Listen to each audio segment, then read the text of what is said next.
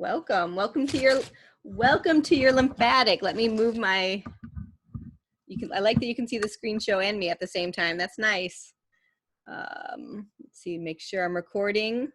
Does it say I'm recording on your end?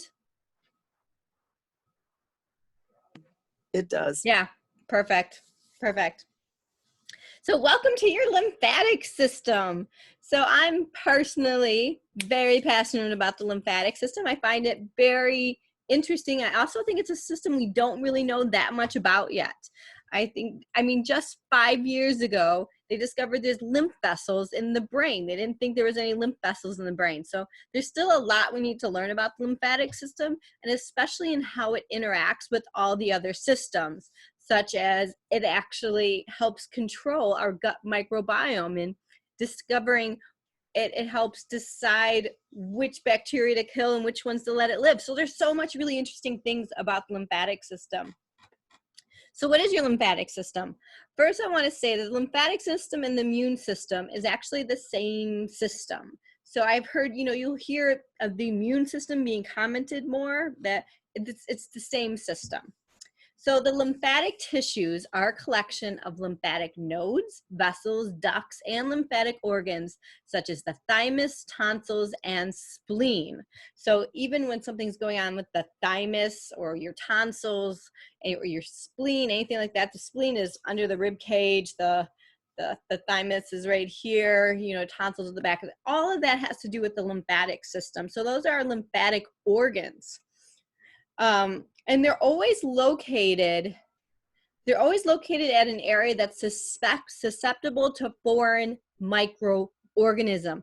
For example, 50% of lymphatic nodes are in the digestive area. So the digestive tracts, and so also they're in a lot of times in areas that can be used as a pumping action. So you imagine that we have a lot of lymph nodes under the armpit. Every time we go up and down, we're helping drain that lymphatic. So that's the reason, as we continue talking about what you can do, movement is the #1 thing that you can do to help keep this system strong. So the majority of our 550 these are the lymph nodes, is in our abdominal pelvic region. We also have a high concentration in our thorax, pelvis, the axillary, so the armpit, and the head and the neck. So there's this high concentration of nodes, and those are the little round things, and we'll see that as we go forward. And then the vessels, which connect to the nodes, they help pull the fluid to be cleaned into the nodes, are mostly located at the skin, which is why skin brushing is such a great thing to do for our lymph. But it only affects our lymph vessels. For example, skin brushing is such a surface level technique that it's not going to get to those deep lymph that's in the abdominal, because that is all like underneath our muscle and fat and things like that. So what's the difference between the cardiovascular system and the lymphatic system? So the cardiovascular system is a closed system. It provides oxygen, nutrients, and body white cells, removing metabolic waste, and it uses the heart to pump all that fluid throughout our system. Something I find very interesting is whenever you look at something of anatomy, the lymph and the cardiovascular system are always right next to each other. They're always right there together to do the work for our body. This lymphatic system is actually an open system. Fluid goes in and out all the time. It's collecting and removing waste products and microorganisms and other debris from tissue, and then uses gravity and muscle contraction to pump the fluid, which is why another reason inactivity can make it so our ankles will get swollen. The lymph can get stagnant because it needs that movement. Now, our face drain a little bit easier because the lymph moves down this way. But think about how far away our ankles are to our two main lymphatic ducts, which are right here. You can do a little Tarzan to wake them up. So it's really far. So both of them are part of the circulatory system. So lymph. Lymph is a clear, colorless fluid that contains water, protein molecules, cellular components, and fatty acids that need to be transported back to the circulatory system. You can see here where it shows the lymph nodes and the vessels that run to it, the spleen, the thymus. The thymus is actually really interesting because it holds all of our our body's ability to fight, like every single disease we've ever had, the thymus like keeps a record of it. It's twice as big when you're a kid, and then as we get older, it gets smaller and smaller. It's a very interesting organ. So the lymph of the abdomen, the majority of the lymph nodes, again, is in our gut, because constantly we're eating things that go into our guts. We're eating things that go into our gut, and the body's lymph is trying to clean that up, make sure that the food we ate, that the meat we ate isn't going to infect us. Now, the green thing in the picture is called the cisterna chyli, and I'm probably saying that wrong, but it's one of the most interesting parts of the lymph. It contains the lymph fluid from the intestines, and unlike the rest of the lymph fluid, is milky in color, because you don't hear this, that the lymphatic system has something to do with your fat absorption.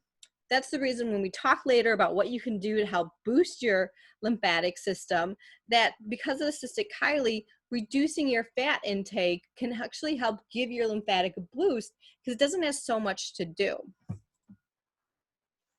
Here, the lymph of the abdomen and the kidneys. Right now, we believe the officialness of it is that all the lymph flows up to your two main lymphatic ducts, here and here, right? And then about 30% of the fluid, there's a little valve, goes back into the cardiovascular system as fluid to go with the cardiovascular system, the blood system. But where does the rest go? And haven't found any studies that can show like, hey, this is where the other fluid is going. It's just like they go here, and then 30% goes here, and what happens to the other 70%? So a lot of people speculate that it drains through the kidneys. So this is kind of very interesting. As we move forward, hopefully we'll kind of get more understanding of how the kidneys are affected. I do know that when people do like lymphatic drainage, when they detox, their urine becomes a lot stronger in color. So I always warn my clients when they come in for lymphatic massage, your urine's going to be affected. It could be stronger. Now here's the lymph of the small intestines in the colon. So it doesn't just surround the digestive organs, but you can see every single place that there's the blood capillaries, right? There's the lymphatic right there. And so when people are talking about like leaky gut and things like that, the lymph is there, as we go into more about gut, to help protect that, and should build up a mucus to protect us from getting those symptoms where people are getting leaky gut. So if you want to help address leaky gut, we have to also discuss how is the lymphatic, why is the lymphatic not stopping this from happening? Now, lymph of the breast is huge, and I probably get the most people who come to me for lymphatic drainage of the breast with the high amount of breast cancer out there. So as you can see here in the image, that the lymph of the breast goes from drainage goes in two places. Half of the breast drains into the armpit, while this center part drains into the sternum. So you can see the vessels all along the underside as well. And so when you wear a bra, all of that can kind of get cut off and prevent the lymph of the breast from draining properly. And then you can see as the nodes go up, then they're going to go over again to these two main lymphatic ducts, one through the center of the sternum and then through the armpit. So because it's more surface level lymphatic, skin brushing is great for the health of the breast. So these two lymphatic ducts. Now I always find this really interesting. The thing I find most interesting is I actually find on my table that the right lymphatic gets clogged more than the left. And the reason I find that interesting is that the right lymphatic, if you see this guy in the right vein, it drains the right side of the face, the right arm, the right breast, the right upper back, but the left, left, drains the rest of the entire body. But still, it's kind of interesting that I find that the right gets kind of clogged more often. But the left is the heavy hitter. So both legs come up, drain through the abdomen. They come up and kind of wishbone through the abdomen, go through the cystic chyli and cisterna chyli, and go then to rainbow. They drain up into that left side, that left lymphatic duct. Again, 10 to 30% of lymph fluid goes back into the cardiovascular system next to the lymphatic ducts. And Robert Norris says the lymph drains into the third kidney system, the two kidneys, and then the skin as a third kidney. So that's the reason anything you put on your skin is going to go into the lymphatic system, but also we have the possibility of things doing things like sweating to excrete all these things out of our body to keep us healthy. And again, I experience when I do lymphatic massage, the urine is a lot darker. Stagnant lymph will create swelling and sometimes a solid bloat, which means it feels hard as a rock. And so things like that. So a little bit deeper dive into the lymphatic system. If we start to think about the fact that I also am trained in myofascial release, and there's interstitial fluid, and the fascia is now considered an organ, which I think is fun. We can still get new organs displayed in the game. So interstitial fluid, again, for the new organ, it's called, I think they call it the interstitium.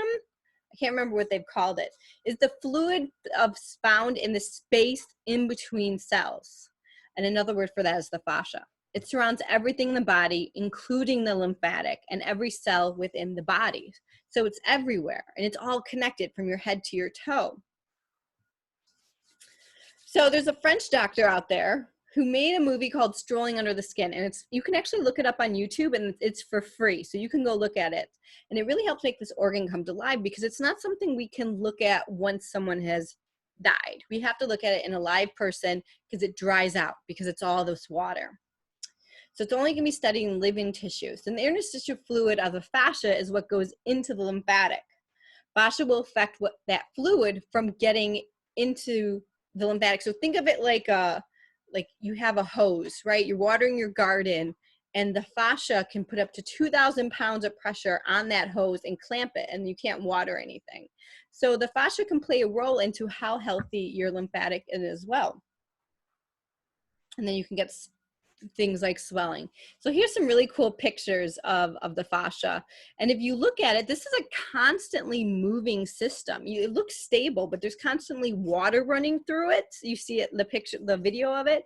And there's also, you'll notice that it moves, like it'll jump from spot to spot, you know? So it's really amazing. So here again, more pictures of the fascia, and I just find it very fascinating. But fascia is a very fluid organ. It needs to move. It's what allows things to glide smoothly within the body instead of getting stuck. It needs to be fluid. And it allows gliding between all anatomical structures. So what can cause the fascia to start clamping down on things? Things like trauma, inflammatory responses, surgeries, they all create fascia restrictions that can produce the tensile pressure of, again, approximately 2,000 pounds. Not always 2,000 pounds, but it can up to per square inch. A little bit deeper dive. I like to go down the rabbit hole. Anyone else with me? So now there's MALT. It's mucus affected lymphatic tissue, I believe. These are the mucous membrane lining the digestive, the respiratory, the urinary, and the genital systems. They are at every major entry point for pathogens. And its one line of defense is that it creates mucus. If you can imagine, when you start to come down with something, all of a sudden there's mucus. You have an allergy, all of a sudden there's mucus building up in your body. And there's also something called Peyer's patches, which are nodules below the mucus layer in the small intestines.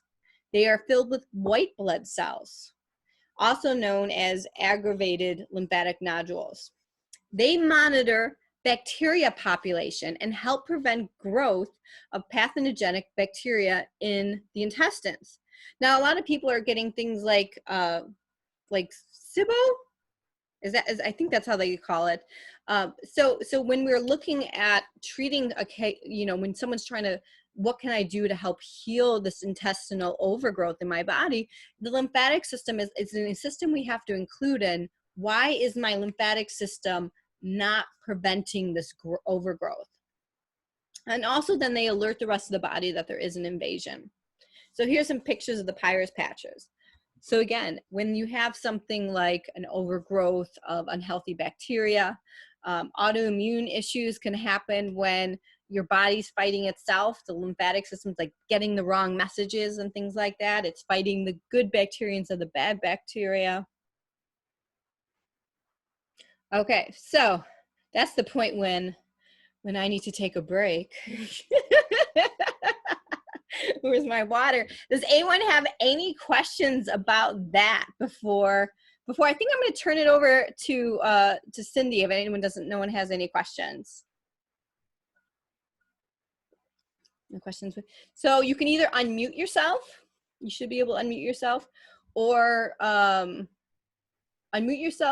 also you can do it in the comments. Comments are open. You should be able to open your comments. So while people are deciding, I'll start to introduce Cyndi. So Cyndi is my holistic health practitioner, and her wealth of knowledge always amazes me. And she's constantly striving to learn more. Every time I talk to her, she learns more. I appreciate that she always questions what she's learning. And yeah, so she also has done a lot of training within the lymphatic system, but not only that, she's always learning something more. So anything, am I missing anything? Are you missing anything? Yeah, I'm missing a lot. No, actually, I'm sure exactly what you said. It's perfect. Actually, for a little background, I started out as an occupational therapist, went in, got a master's in education and a master's in plant-based nutrition. I've always been very, very interested in the energy medicine. In this day and age, it's, I want to say, the energetics of a condition, because to say energy medicine can get us into trouble. So one of the things that stood out about what you just talked about is, yes, we now have a new organ in our body, the fascia. When I look at, and when I'm learning from the doctors that I'm learning from, when I look at how we're healing and these defenses, we are electromagnetic beings, right? We are energy body beings. And what some of the studies have shown is that the fascia system is how electrons move in our body. Yeah. That fluid and that pH is really a measure of electricity in solution, basically. So if you have, we always hear, oh, we heal with an alkaline environment, right? Well, our normal tissues are between -20 and -25 millivolts. So that's about 7.35 to 7.45. So if we look at turning the fluid into a measure of electrons, a highly acid environment would be the equivalent. Say 0 is the equivalent of positive 400 millivolts. That means that they steal 400 millivolts, right? They need it. The 14 in the alkaline side is negative 400 millivolts. That means it can donate 400 electrons. Why is that important? That's important. Now look at this healthy tissue, like my hand. My cells run at about -20 to -25 millivolts. If I were to hit my thumb, this is from the work of Dr. Jerry Tennant, Healing is Voltage. If I were to hit my thumb, in order to create the cells that heal it, I have to have -50 millivolts. I need electron donation to make new cells. If you're in chronic disease, you need even upwards of -75 millivolts, okay? Well, where do we get them and why is that important? It's important, we get them in several different ways, okay? Our cerebrospinal fluid pump, which you know, is the biggest sort of internal generator of electrons. If you and I were in the same room, here we're all social distancing now, but if we were in the same room, if this person has more electrons and this one doesn't, the field seeks to stabilize and one person donates electrons to the other in a hug. Mm-hmm. Trees donate, the earth donates, the food we eat can donate, which is why we look to fruits and vegetables, live foods. So to heal, for our immune system to be healthy, we need kind of two things, right? We need all the raw materials it takes to build a new cell, because we're replacing all our tissues all the time. And we need the electrons to do it. We need the voltage to do it. It's been shown in some studies, it's so fascinating, that the meridian system itself, where in the fascia system that you were talking about, there's what's called cleavage, where it sort of connects down. You talked about those pressure points. They coincide to the tune of at least 80% to acupuncture meridian points. So we're starting to see exercise. Okay, I'm remiss, because our huge electron creator is exercise, because our muscles create electrons and they also work as batteries. Now, when you think about a battery, we know within battery technology, it's well known, if you drop the battery all the way down, it flips the polarity. When the polarity on that battery is flipped, you can put it into a recharger and it can't take up the electrons and hold it. So there are 5 things that flip our polarities. They are hormone imbalance. How many people do you know on your table that have that? Toxicity, big one, right? Dental infection, scars, and emotions. Going back to scars, here we are with, say, your skin perfectly balanced. You get a scar and things, energy's running through it. You get a scar and you have a frayed wire. So that has to be addressed, because those electrons need to get to all your organs, to all your internal organs. And the fascia is the perfect highway for it, because it wraps around all your organs. It touches every single internal space in your body. So really, really important. So having the voltage, getting the voltage in, and having the proper amount of raw materials in your body is what helps us heal, what helps us stay vibrant and vital. We'll replace it.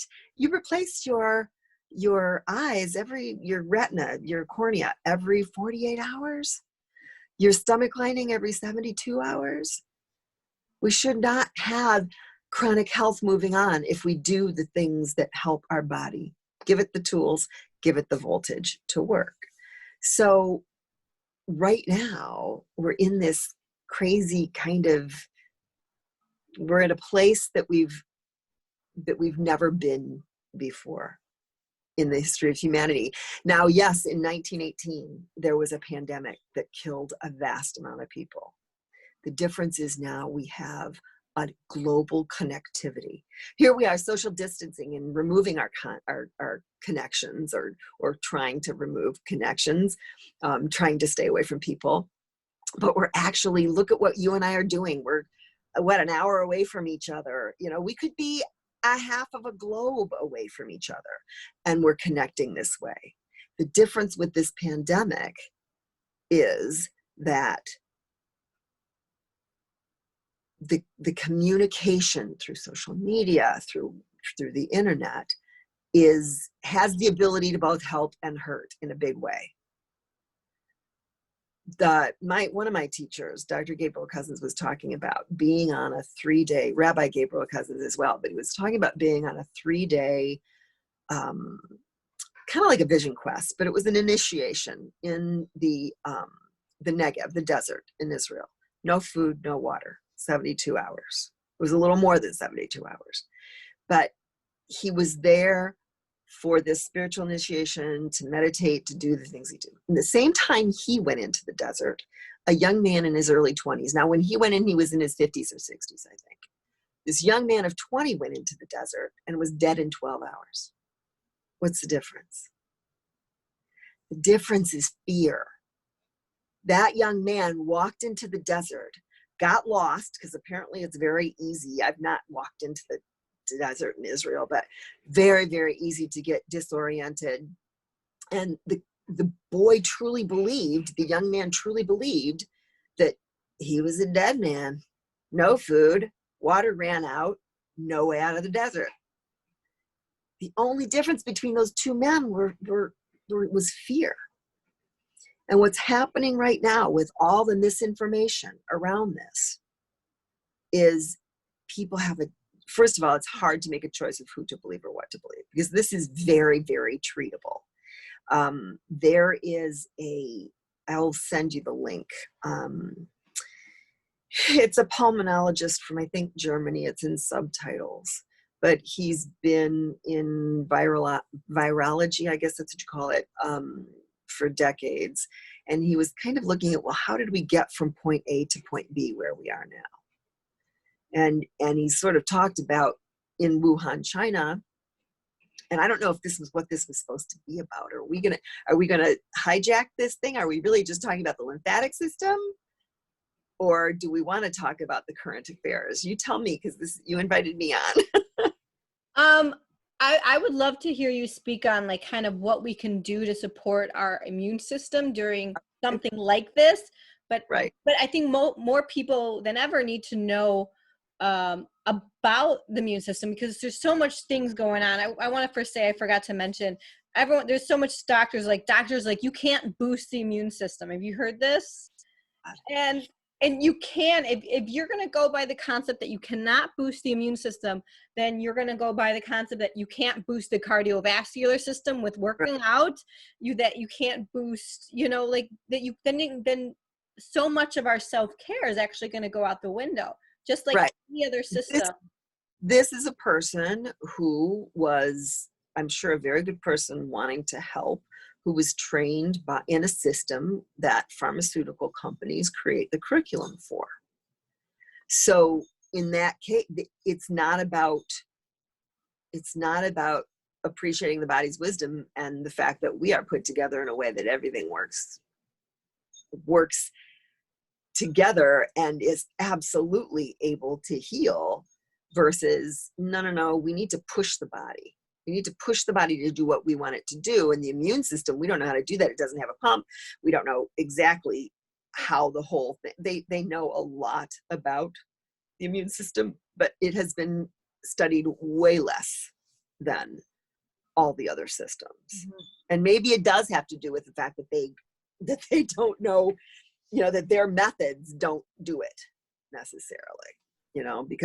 Because I'm sure they also talk about detox, that's been poo-pooed. So an individual. Yeah. And I want to say, when I use the word detox, how I mean is supporting your lymphatic system, because there is so much controversy now around the word detox. So I want to say that in case they kick us out in 9 minutes, they might, I'm going to create a new link and share that link, and we'll just pick up again. Okay. So I can certainly wrap it up in that amount of time. And and I still have stuff that I want to talk about, how I suggest people support the lymphatic system. So if they kick us off, just know that check the links and we'll have a new link for you. Okay. So back to, yes, the detox. We were born with, as humans, the capacity for metabolic pathways of anything natural. We know our body knows exactly what to do with it. Anything synthetic, it has to do the best it can. And when you look at all the synthetics in the food, that becomes an issue. When you look at things, often look at the obesity in the country, when it doesn't know what to do with it, our normal metabolic pathways, it creates fat around it and stores it, because that's the best way it feels safe to, keep the body out of harm. So in terms of lymphatic system, it's funny because I don't look at it necessarily that as isolating the lymphatic system.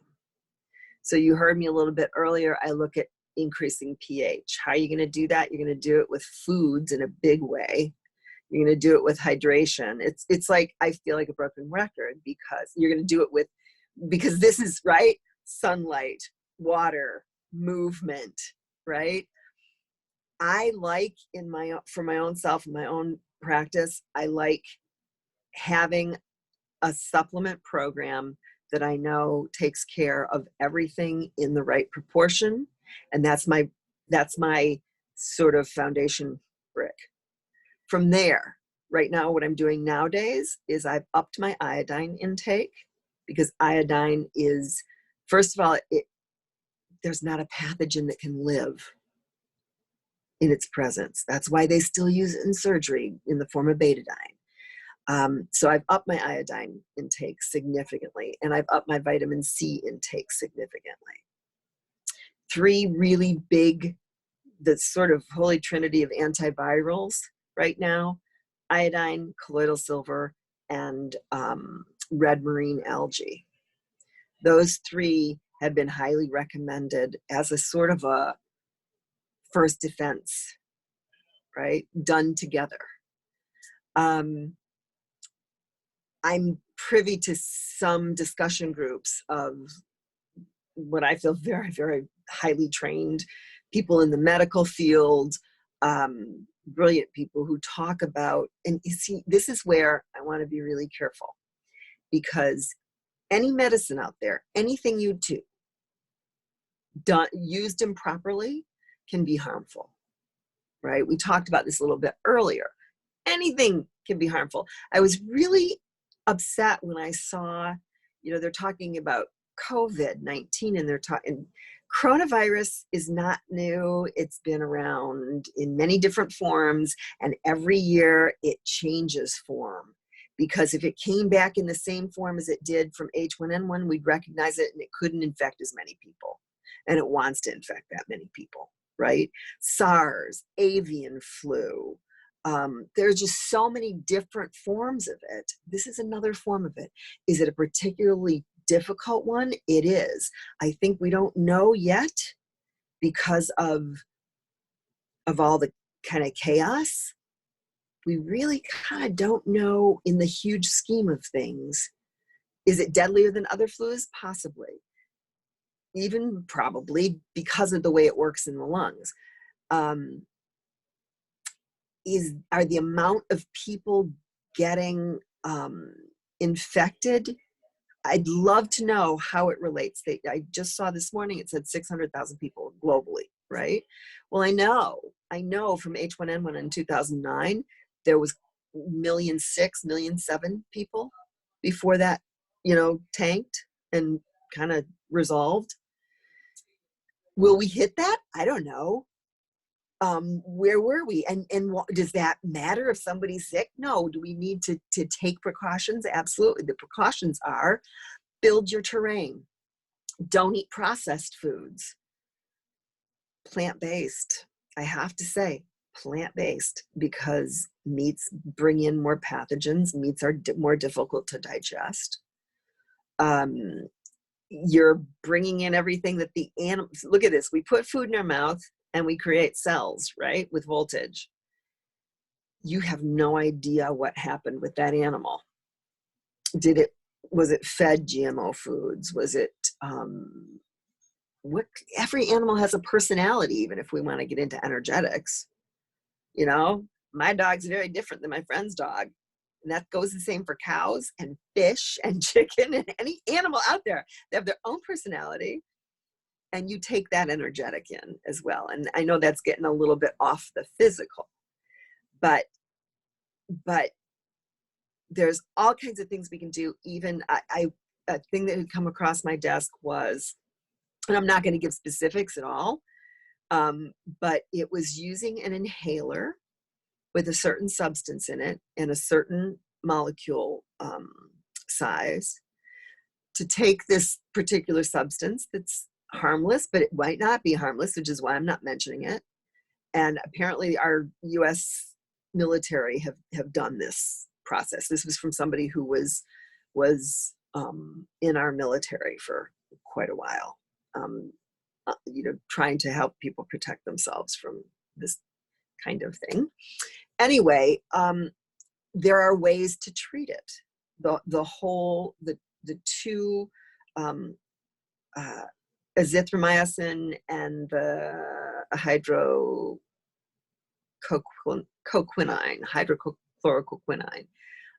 along with zinc, like I said, those things. And we're talking about treatment now, we're not talking about prevention. Prevention, everything they say, absolutely. Wash your hands.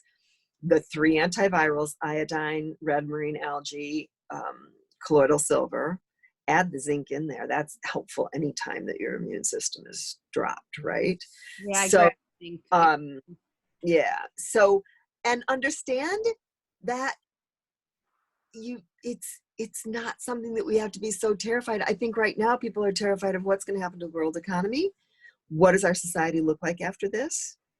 I think those fears can come in, but I don't think if we are not immunocompromised, if we are doing these things, that we have to worry about dying from this disease. Not most of us. Certainly, I know people that I pray they're taking care of it because they are compromised.